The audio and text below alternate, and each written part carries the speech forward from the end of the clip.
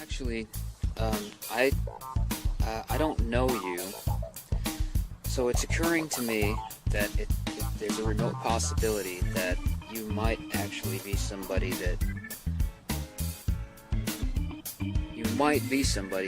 that deserves to benefit from this information that you're inquiring about here.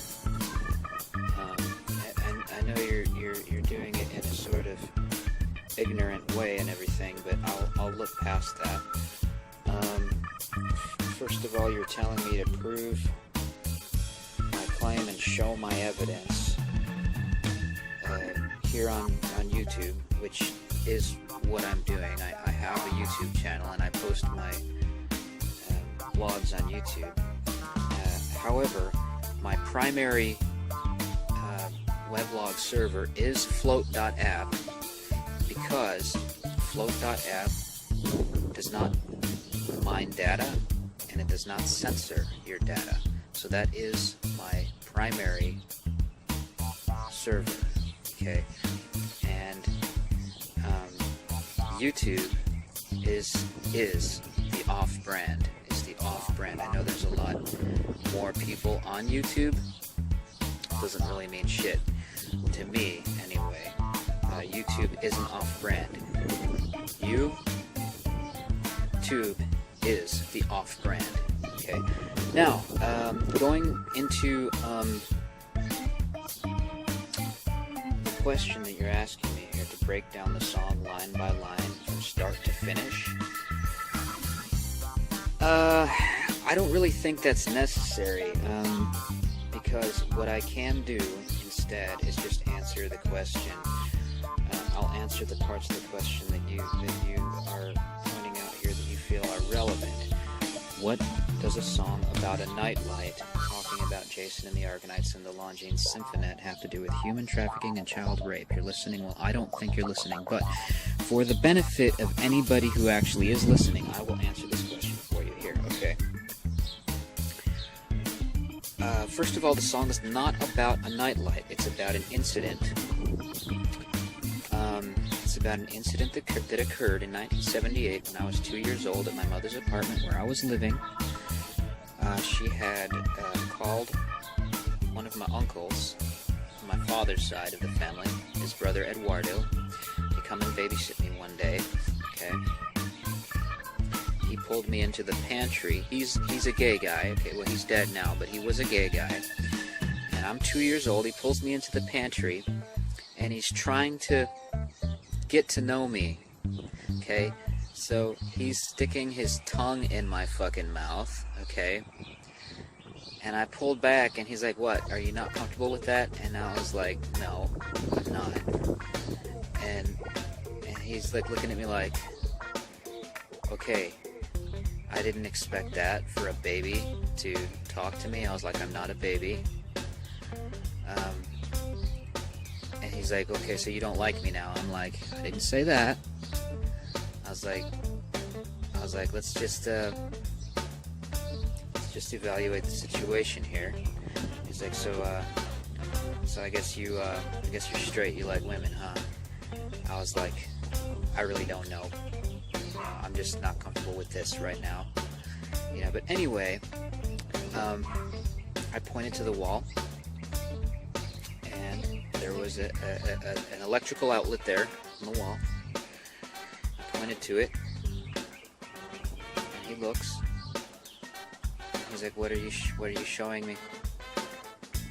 And I said I wanted to know where my nightlight was, because it was something that I went to internally when I was feeling uncomfortable. Okay, I'm 2 years old. Okay, I'm looking for my nightlight.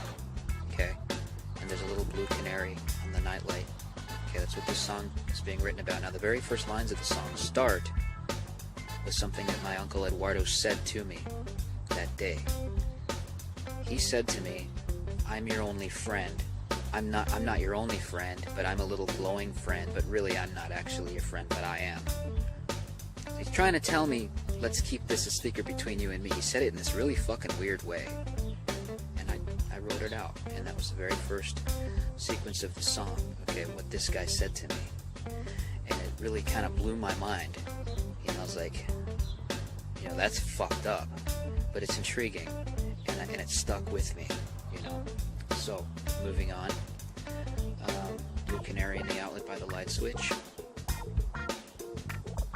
Okay, who watches over you? That's the question that's going on in my uncle's mind, or in anybody whose mind who came over to watch me, because my mother was a fucking psychopath. And they're trying to figure out who's fucking watching over this kid. Okay, make a little birdhouse in your soul? Well, that's what that was, okay?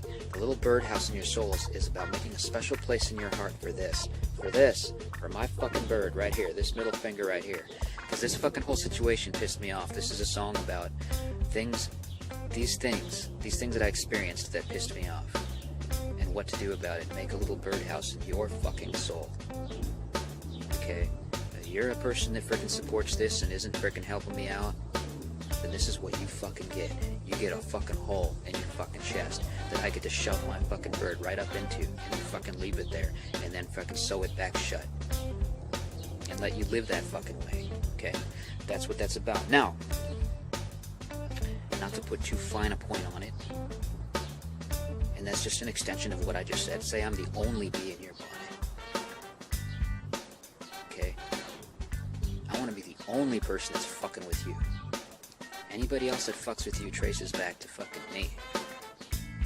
Okay? Make a little birdhouse in your soul. While you're at it, keep the nightlight on inside the birdhouse in your soul. Okay, that's what this is about, okay? Now, you go into the verses. I have a secret to tell. It's not a secret. I'm telling you, okay? I'm not undercover. I've never been undercover. Okay, you're undercover because you don't want to talk about this fucking shit. You don't want to face this shit. You don't want to fucking discuss this shit with other people. It's ugly, I guess. Unless you're intelligent and you see the beauty in everything. But I find humor in it personally. So all of my They Might Be Giant songs are happy songs. They're about nightmares, but they're happy songs. You know, I stumbled into a few other people that sort of discovered the dynamic. But it's a simple message, and I'm leaving out the whistles and bells, right? That means I'm telling you straight what's fucking going on. Okay, now, I'm not going to just go on and on, because I'm not even looking at the lyrics here. I'm looking at your messages here. You only have one. You only have one message here that you responded to under this thread here. I'm just looking at what it says. Jason and the Argonauts, what you wanted to know was about Jason and the Argonauts on the Longines Symphony. Okay. I was a little bit older than 2 when I wrote the song, and I'm not writing the song when I'm 2 years old, but I'm remembering these things, and I'm holding them in my memory so that I can freaking write about it later when I have the resources to do so, which that time came, and I did those things. I wrote about Jason and the Argonauts, because Jason and the Argonauts, I think I wrote this song when I was in 5th grade, actually. And I'm remembering who I was sharing this with. It was like my teacher, Susan. Anyway, she had sent a lot of these songs to me. So,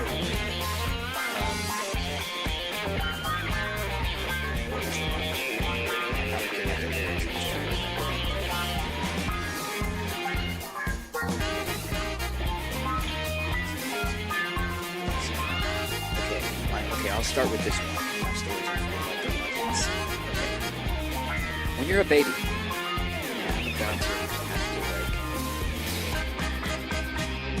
have a 10-minute timer on my front facing camera, so I'm about to have to stop.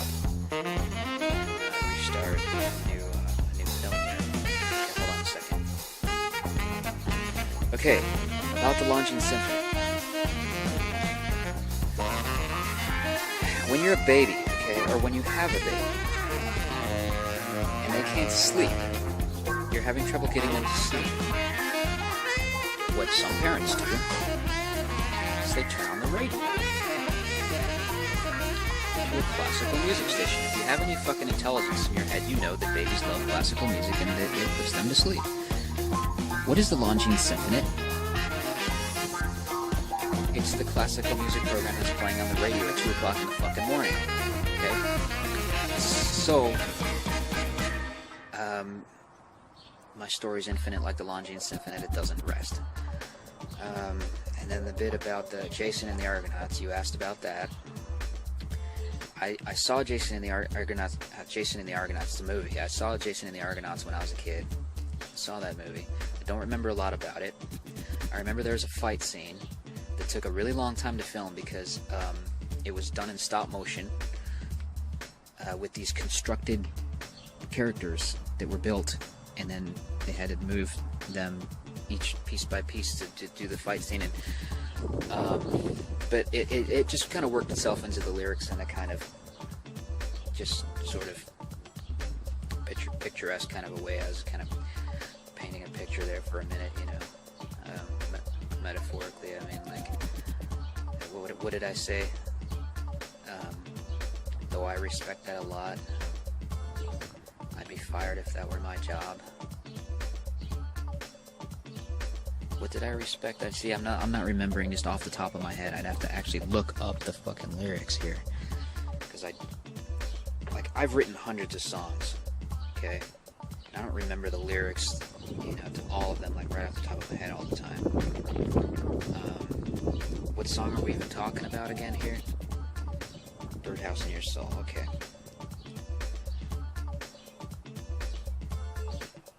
Birdhouse in Your Soul, okay, here we go. I'm looking at it now. Full lyrics, open page, thank you.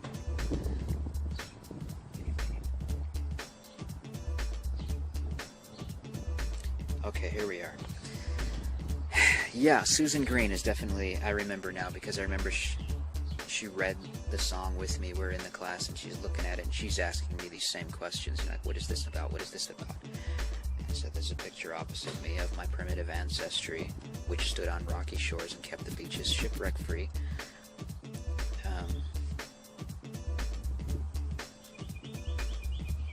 I was a story writer during that year when I had Susan Green, because she would give us these writing assignments I think it was every other Wednesday. We were given a writing assignment that required us to write what she called a theme, where we had to write at least 3 paragraphs, and that was all we had to write, just 3 paragraphs, a short story, 3 paragraphs. I would usually always write way more than that, and it developed my writing, because I like to write. I like to write stories during that time. I was interested in that, so that kind of,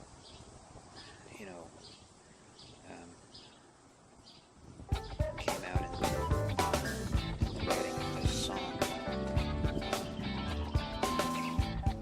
Here, second verse here, third verse, whatever verse this is. There's a picture of some Manchester though I respect that a lot. I'd be fired if that were my job. It sounds like a bunch of fucking nonsense, to be honest with you. It sounds like I was just... I mean, I'm sure it made sense to me. At the time, I would have to go back and think about that one. I could sit here and do that now and think about what exactly that meant.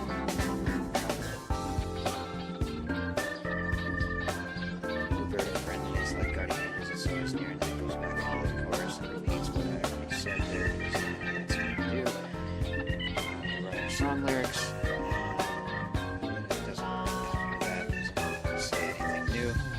Just repeats. That's all that being said. Yeah, that's it. That's it. If that answers your question, I'm glad I could help. If it doesn't, I'm too fucking bad. It's not your problem. It's mine. Enjoy the happy song, because that's why I wrote it, so that people that are oblivious don't have that experience and that history that's negative. They don't have to deal with it. It doesn't have to have anything to do with them. They can, even if they did hear what the actual story behind it was, or see this, or see me say these things, They don't have to remember. They can dismiss it from their mind, and they can dismiss me entirely from their mind. They have the right to do that. That's fine. I don't expect anybody to fucking recognize me. But in case it benefits you personally to know these things, I'm giving you these things, these answers. In case it matters, you might not feel so good about this song now that you know this stuff.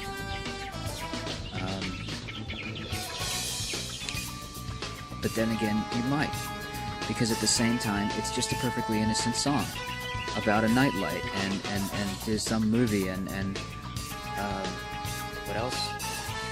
A symphony radio show that was on at some weird hour in the middle of the night to help babies sleep. Yeah, that's what the song's about. It's not about human trafficking. It's not about child molestation and all that stuff. That shit never happened. I never said any of that shit. Just forget about it. It's not your problem. But that's the true actual history of the song. Those are the things the song is about. And those are my experiences. And I am the author of the song. And I gave it to They Might Be Giants through Susan Green, who was my 5th grade teacher. I repeated 5th grade twice because I was flunked from 5th grade and expelled from Chicago Christian Academy for doing this, for writing songs that they weren't comfortable with when they started figuring out what they were about. They didn't like it, and they kicked me out. They expelled me, and I had to repeat 5th grade, which was fine because I had been skipped over 4th grade because of good grades. I was grade A+ student, and I didn't have to go to 4th grade, but I did have to repeat 5th grade twice. Once. I had to repeat 5th grade once. Anyway,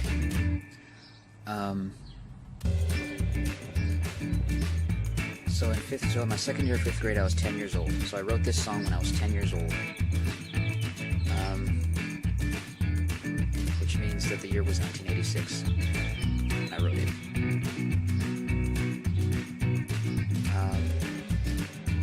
Wait, no. 1984, sorry, 1984. I wrote this song in 1984. No, 1985. Yeah, 1985. It was 1985. Yeah, because I remember that 1984, it was either 85 or 86, man. It's hard for me to remember this shit, you know, like between 9 and 10 years old. I am 45 years old as we speak now, okay? This was a long time ago, okay?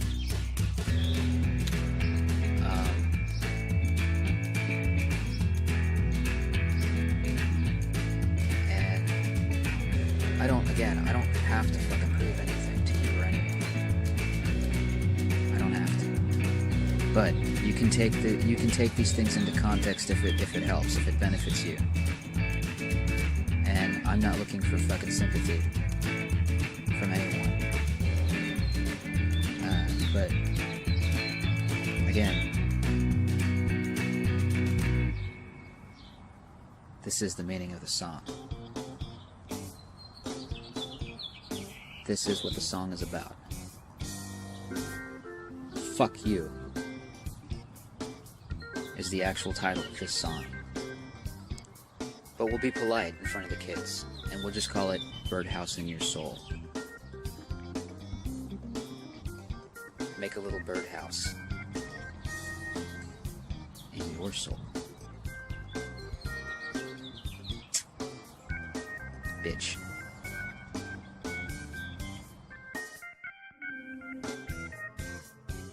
So this is something I'm just going to add here. I just want to add this little bit of information.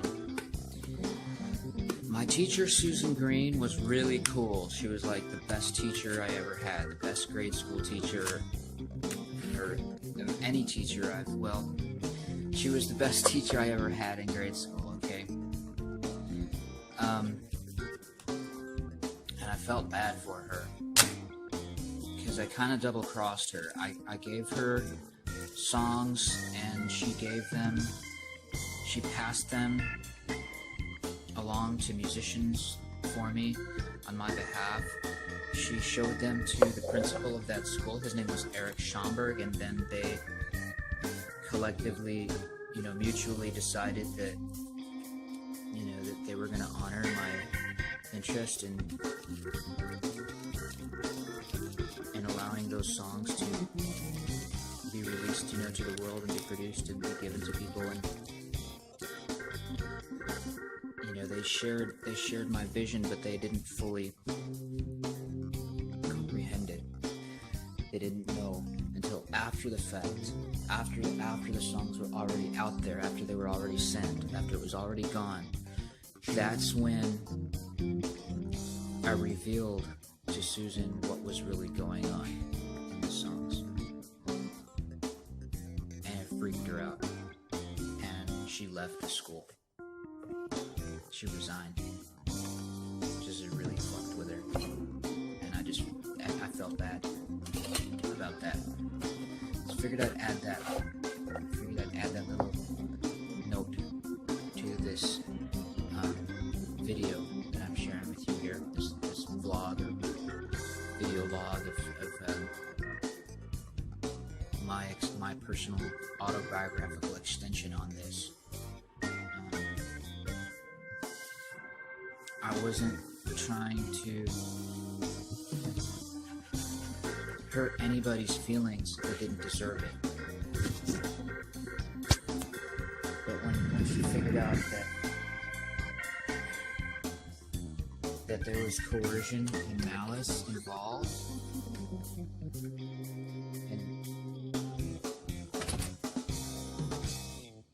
and what I gave to her, and what she helped me do,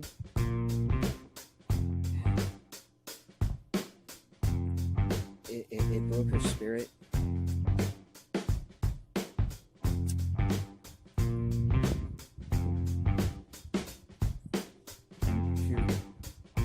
She related to me that she understood that she had this look in her eye like, what the fuck?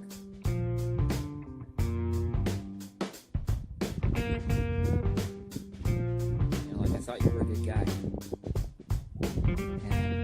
And she didn't come right out and say that like that,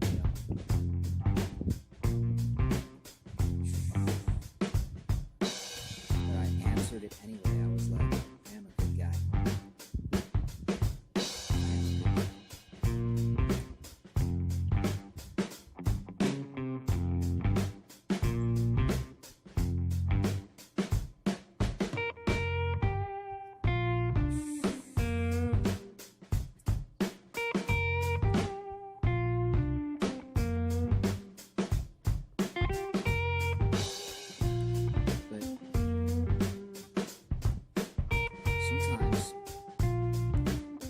Sometimes you gotta do a job that nobody else is gonna do. And you gotta be the one to fucking do it.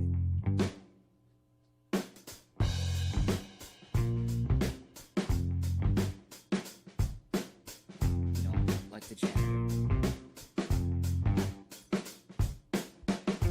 He gets a profile.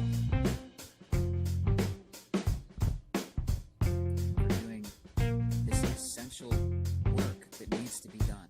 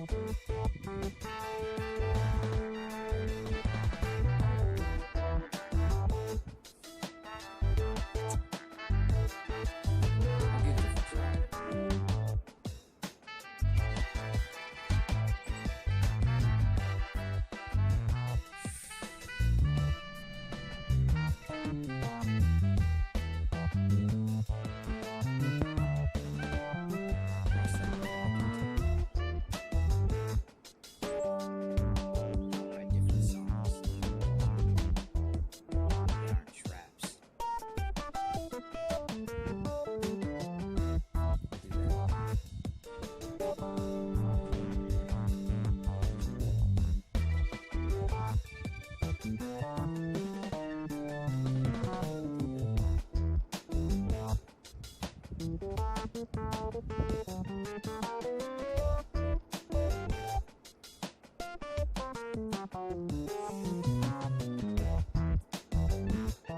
I will. I'll do that. If you don't believe me,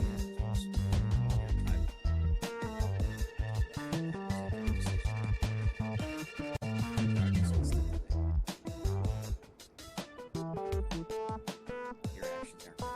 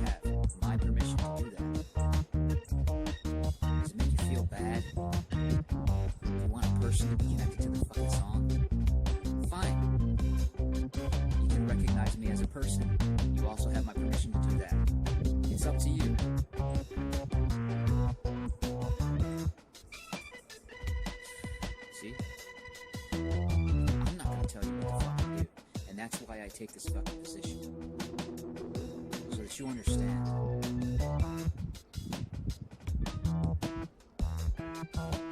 that I'm not expecting anybody to fucking be my bitch or to fucking worship me or anything because I wrote a fucking song, a fucking 2,000 songs. I'm still just a fucking guy. Nobody has to fucking bow down and kiss my fucking ass, and I'm not gonna fucking kiss yours. That's for fucking sure.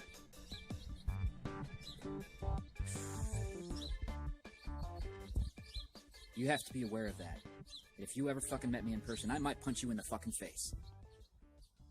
I'm a real fucking person. That might fucking go down. So you have to be fucking cognizant of that. I might just punch you right in the fucking face instead of fucking shaking your hand. 'Cause I'm a fucking guy.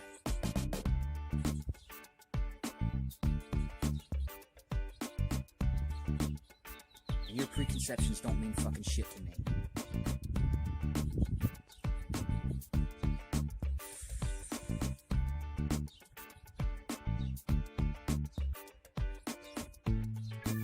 Not that I'm violent and liable to punch people in the face that are trying to meet me. I'm just saying. Don't fucking rule it out. Don't do that. Don't fucking trust me. Don't trust anybody.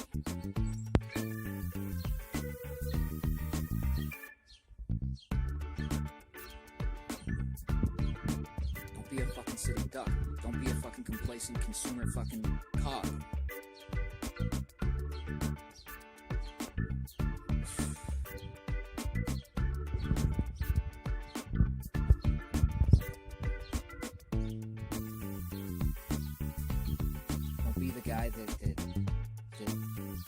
That likes all my pretty songs and likes to sing along and knows not what it means, and I say, yeah, don't be that guy. You see, I'm telling you what to fucking do, okay? I got control issues. I'm telling you what to do here, so you better fucking do it.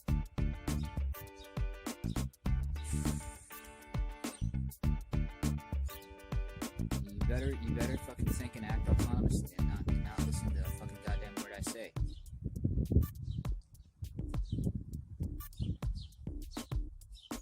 Paradox. See, I'm a comedian too. Jack of all trades.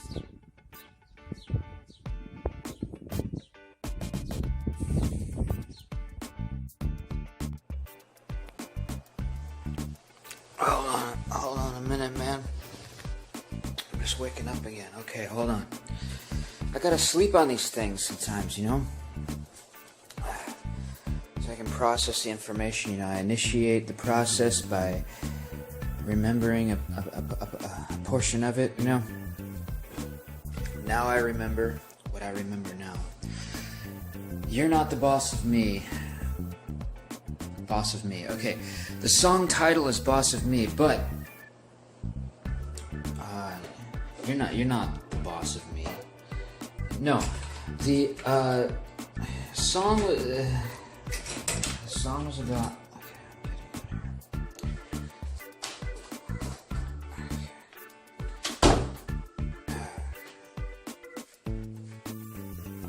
Okay, so there's a dude, my classmate Matthew. In this class, he was like kind of like the younger one, you know, like he was the one like maturity wise, he was like the youngest one in the class, right? And we were all in 5th grade, but he was really sensitive, and I don't know, you know, too much about him, but I think he was a middle child, and I don't know, it's just like a middle, that there's like this theme, this middle child theme that came up, that inspired me to write that song and get that idea to create a TV show about a middle child and being that character. Because my oldest half sister is a middle child, I mean, technically speaking, because she's the oldest of her actual biological parents, but her father is also my father, right? So I don't know, there's like some kind of like middle child effect going on there with her, because she's got a younger sister. And also, she had a major issue with like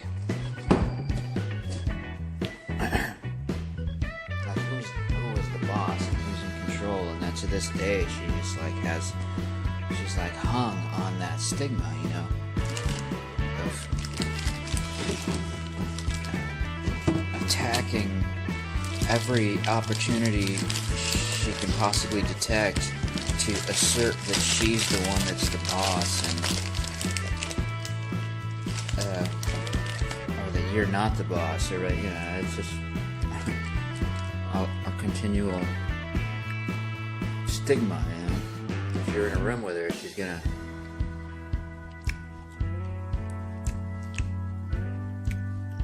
get you to understand that she's the one in charge, and that comes from, you know, our dad's narcissism and his control issues and all that stuff, of course. But there was some kind of middle child thing going on, kind of element of being a middle child that had something to do with that too. And I do remember having, standing too close to you, right? And you were like, you can't stand away from your phone or away from your computer or whatever it is.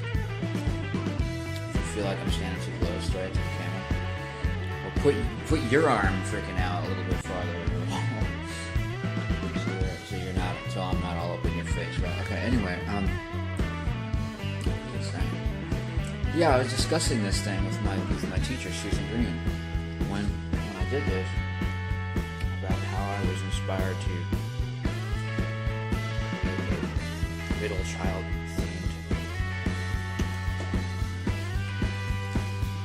song and idea for a show and all that stuff. It's really boring though. I mean, honestly, the show is fucking boring, and that whole experience was really exhausting and boring and lame, and you know, once I was done with it,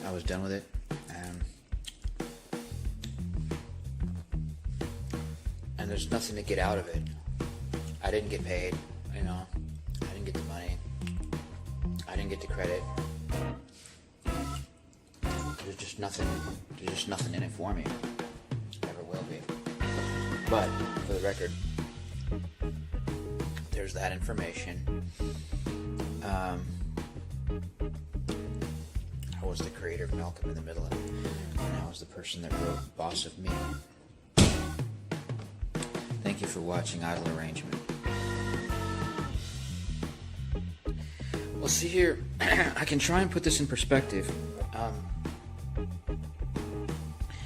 There's this dog, right? And he's in this cage, right? And I can let him out of the cage. Actually, I'll do that.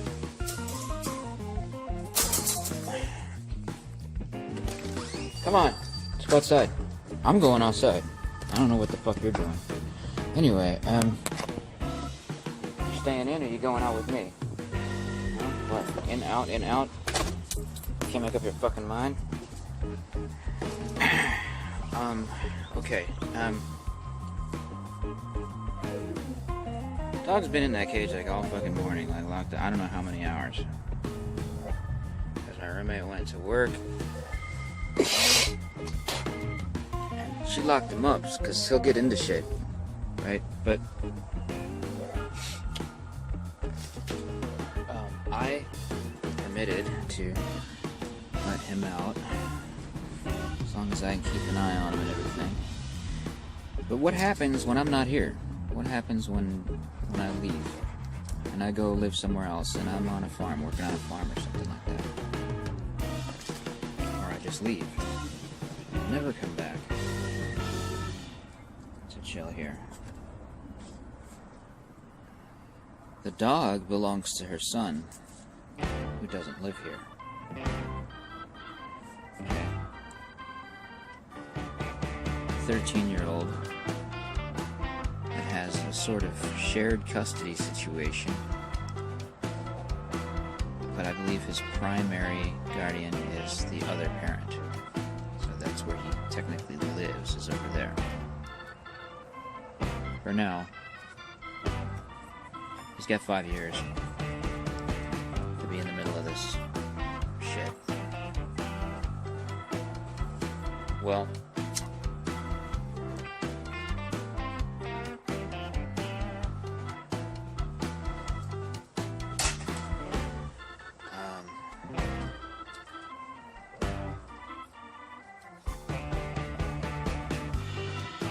it's not really any of my business.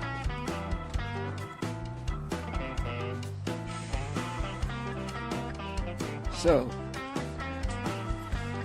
I'm not gonna say anything further about any of that, but the dog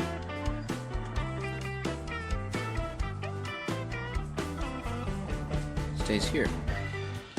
They tried to let the dog go with the boy to his other home, but then the stepmother over there didn't want him there.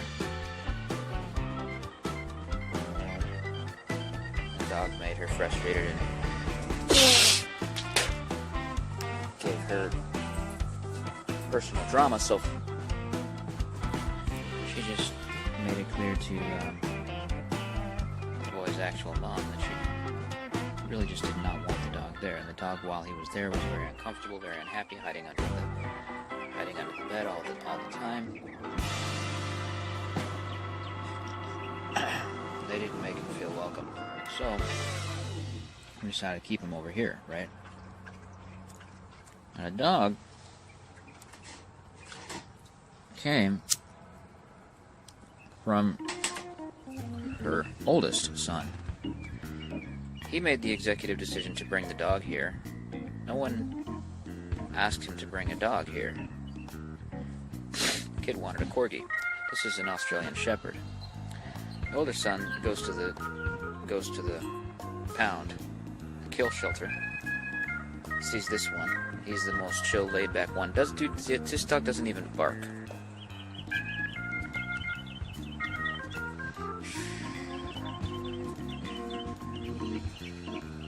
He'll just get into shit if you got your back turned. That's what he'll do. Right, Ozzy? So, you gotta keep all the doors in the house shut.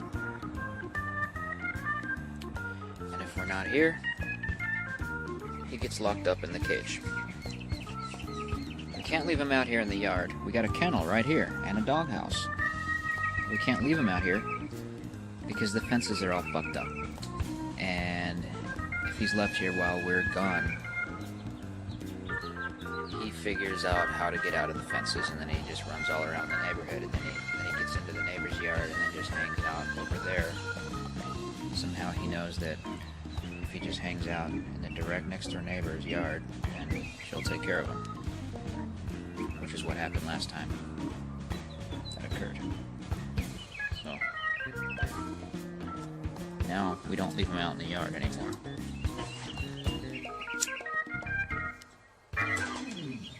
And we're not here, but he gets left in the cage.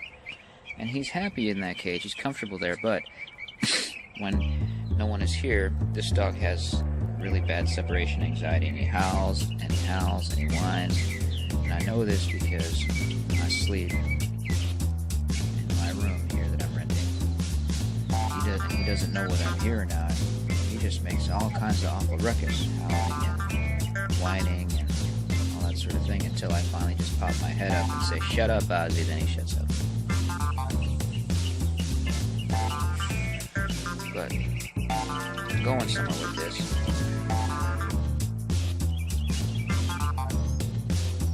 This dog, the owner, the technical owner of the dog, the kid, is not really sourced to be responsible for it. You gotta take the time out to train him and do the things that need to be done when you own a dog, right? Now we're talking about a dog. We're not talking about like a human being, right? Or are we?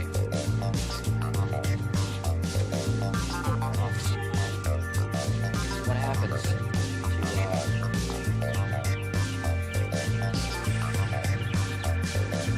humans whose owners decided that they wanted to have that human, but they didn't have it all worked out in their head? You know, the part about being responsible for it and following through with providing for it properly. You know, humans have different needs than dogs. They really do. I'm not making this up. Okay.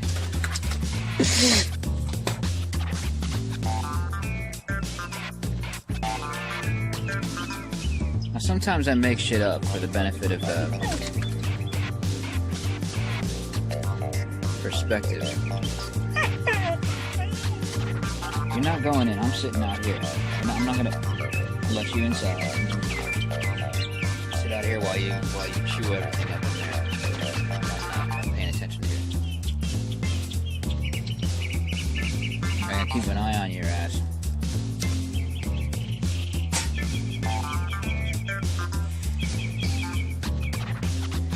Now, I could train the dog myself. I know how to train dogs. But it's not my dog. So if I train the dog's gonna be trained to me, not to the owner. So,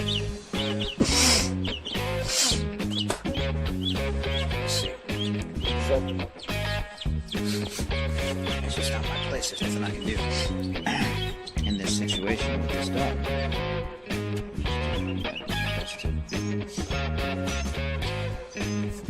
Look out for him and look out for,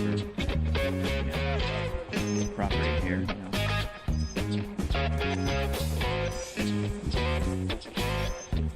Make sure nobody left a freaking pair of shoes in the middle of the floor that the dog's gonna grab and just tear to shit with his teeth. And all of that sort of thing.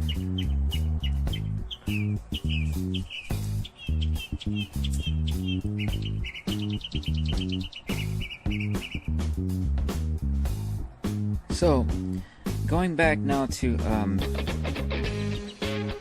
was it called?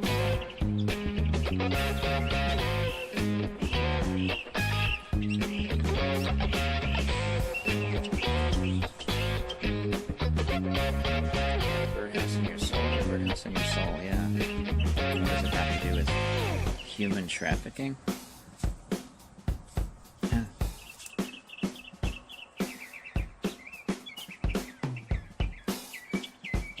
just let you fucking put two and two together. Actually, I think I've offered enough insight into that as it is.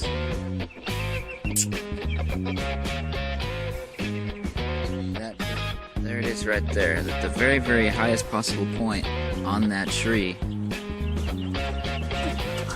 Alright, so I can get him on camera here. Just kind of try and zoom in on this bird.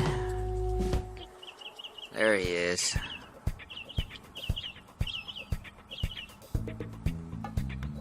And his face is kind of obscured there by the branch. There we go.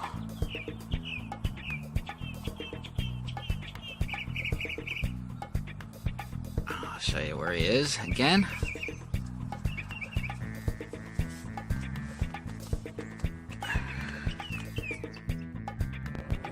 So yeah, that's my birdhouse. Whatever tree that wild bird happens to be sitting on, my bird is free.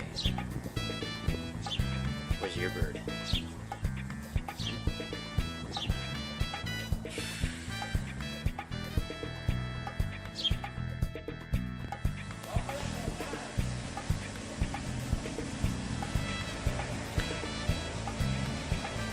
Okay, I had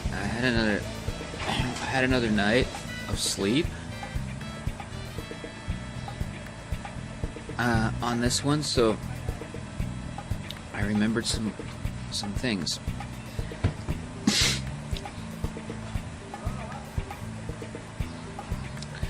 So I'm standing in the hallway with my teacher, Susan Green. She would take us into this little side hallway on the side of the classroom sometimes if she wanted to speak with us privately. She took me over there because she wanted to talk to me about this, and she was trying to figure out this one part of the song, and she was asking me what it meant. She said, okay, this part here where it starts right here, can you tell me about this? As it looks like one of those things that's like a dream that you remember and you write it down, but you don't know what it means. And I was like, yeah, you know. And she goes, okay, can you help me out with this one? And she said, okay, right here. She had a paper. Right here. There's a picture opposite me. And I was like, she said, can you kind of run that down for me? Can you explain what's going on in this verse here?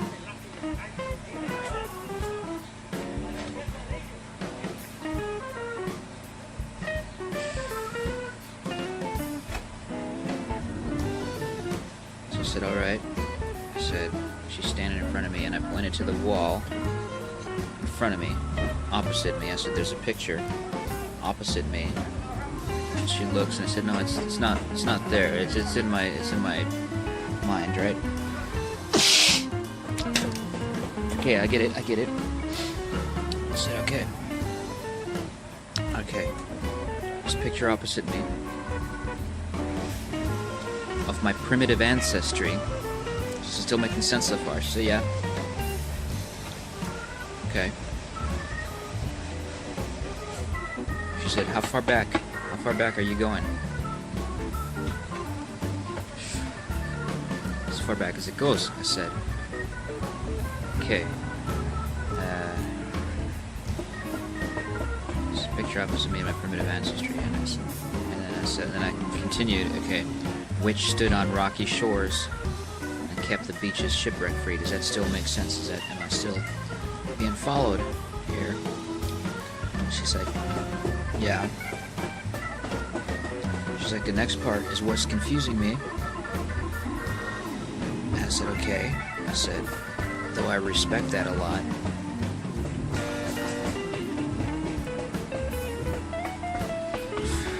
I'd be fired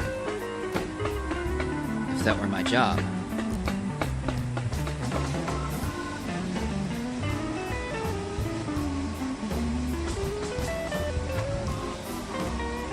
She said, oh. And that's where she stopped me. She said, okay, wait, hold on. And she got it, she understood. She said, so, now I get it. Now I get it.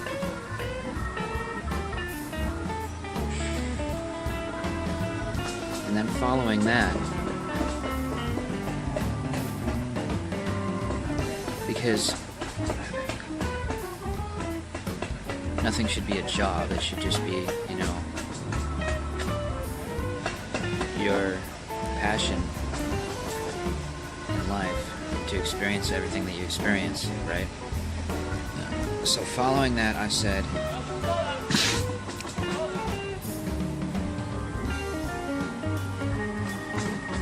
after killing Jason off, who's Jason? Who's Jason? Well, that's in reference to Jason in the Argonauts, the movie, but there is more to it than that. Jason, okay, was a horror movie character. The serial killer in the horror movie Halloween. No, that's Mike, right? Mike Myers? No, Jason was a different slasher movie called, I think it was just called Jason. Afternoon.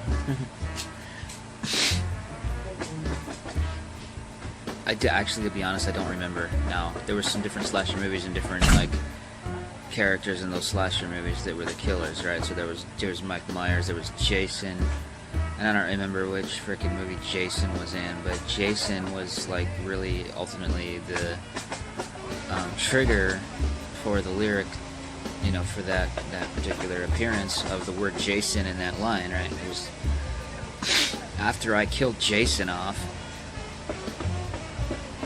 I killed all the Argonauts.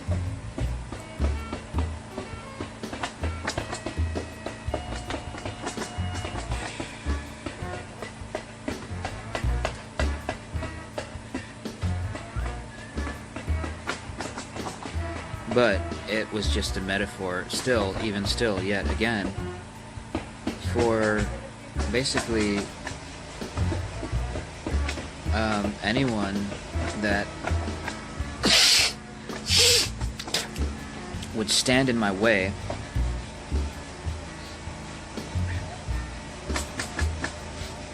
of experiencing a life that was lived to its fullest potential, and where none of my experience was a job, you know?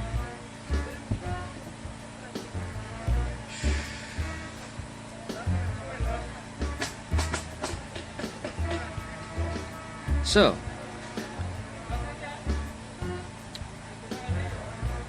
Blue Bird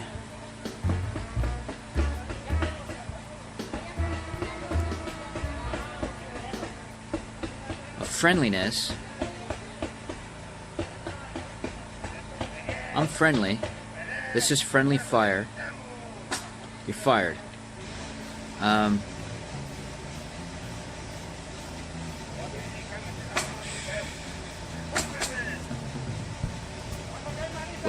Like guardian angels, you're fired.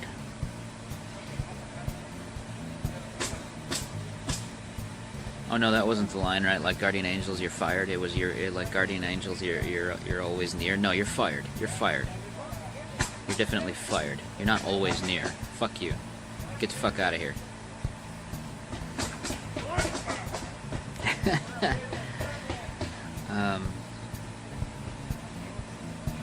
No, so anyway, after I explained all that, to her, and then, you know, then it all made sense to her, and then she said, okay.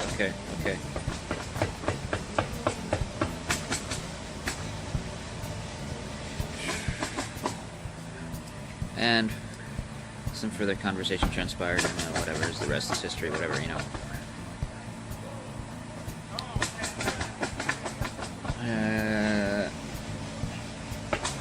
What do I got on here? 8 minutes and 43 seconds, okay.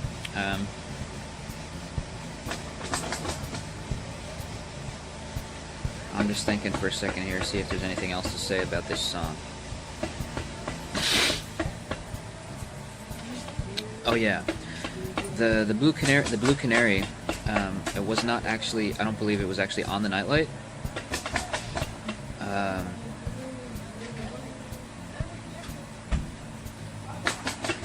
It's just that I remember that there was a little blue canary, and you know, like again, these memories are coming from when I was 2, right? And I just saw a blue canary in my mind, and I associated it with the nightlight. But then when I went and looked for the nightlight, and I found the nightlight, and I was looking for a blue canary that was on the nightlight, right? And I put it there in my head, but it wasn't actually there on the nightlight, right? So where the fuck was it? Well, I guess it's. I went back to the closet and I looked at the light switch, or the outlet by the light switch, right? And it wasn't there either. You know, so it's like, where is it? Like, it must be inside. It must have went inside the hole in the socket.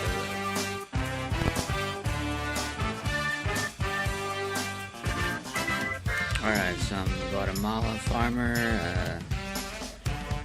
Freddy shirt, thrift store shirt, and rolling tobacco with questionable content. Alright, so the bluebird went into the hole, and the bluebird went into the hole, and the outlet, and the electrical outlet, right? So the bluebird lives in there, in the electrical outlet, and you plug in the radio, or the light, or whatever you plug in, the toaster, the coffee maker, whatever, you know, electrical things.